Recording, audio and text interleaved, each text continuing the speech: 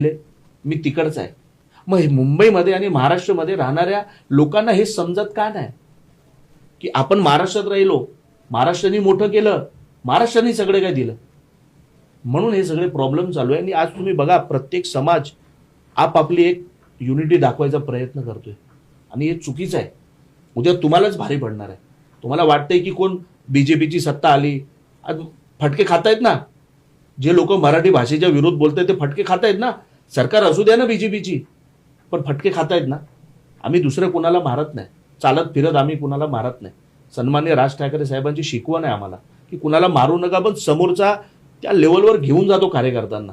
आणि मराठी भाषेचा अपमान होतो ना जिथं, तिथं सहन होत नाही, म्हणून त्यांना फटके पडतात. 2 दिवसापूर्वी जर बघितलं तर काय ग्रामपंचायतच्या निवडणुकामध्ये काही जागावर बीजेपीची दणदणीत विजय मिळालेली आहे आणि त्याच्यानंतर